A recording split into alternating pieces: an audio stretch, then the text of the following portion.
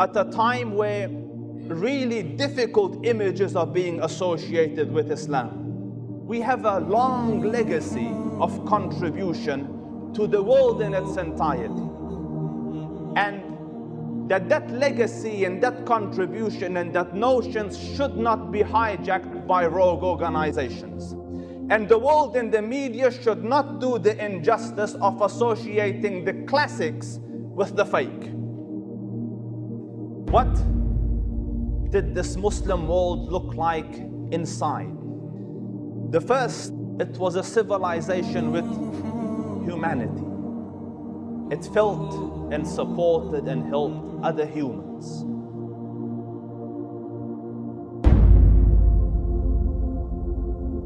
There's a story that in Ireland, a disease felled the potato plantations.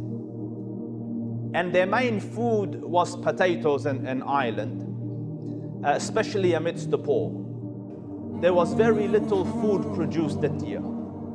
And a lot of people died, and the Irish dubbed it the Great Hunger. And they say 1 million people died and 1 million people left, the locality. 1 million is a lot of people to die. It isn't that there wasn't any food in Ireland, there was. But Ireland was subjugated by the English. And a lot of the property was owned by the English. So the produce that was produced was sent back to England. And the poor died in Ireland. So eventually, news of this reached the Ottoman Caliph, that there are humans, non-Muslims, Christians dying in Ireland out of poverty. Please help. And this was a time where the Ottomans were having some internal problems as well. So the Khalifa felt a huge sense of responsibility. And in his humanity with man, he promised that I will send 10,000 silver pounds to Ireland. But at the same time, he was not a reckless ruler. And he recognized that Ireland is under the stewardship of Britain. So he found out how much the British Queen Victoria, is doing to help out Ireland. And he found that she's only giving 2,000 silver pounds. And he had promised 10,000. So in recognizing that this would make her look very small, he reduced his number to 1,000. Do you see that Muslim monarchs didn't want the disruptions of other lands and other systems?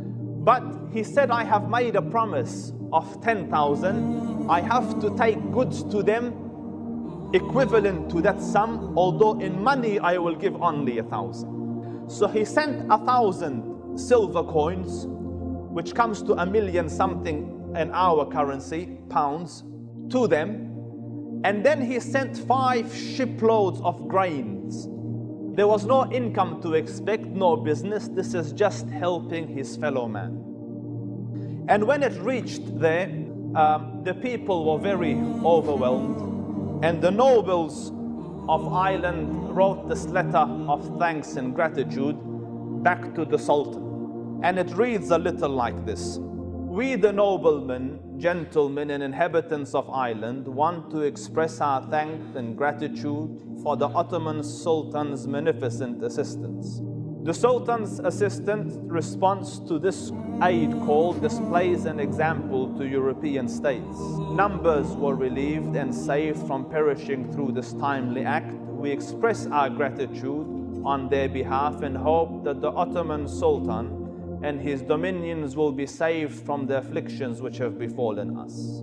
In recognition of the timely act of this gracious Khalifa, they adopted the symbol of the crescent in the star in some of their government buildings.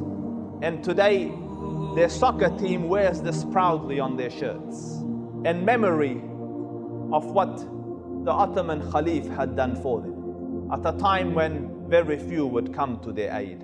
And not only did Istanbul send But other Muslim parts of the Islamic Khilafat, Bombay and other countries, they all sent goods to this land so that they could save their fellow man. And you contrast this approach with the senseless approach that is being associated with Muslim governments today, and you see a direct contrast that what is real and what is fake.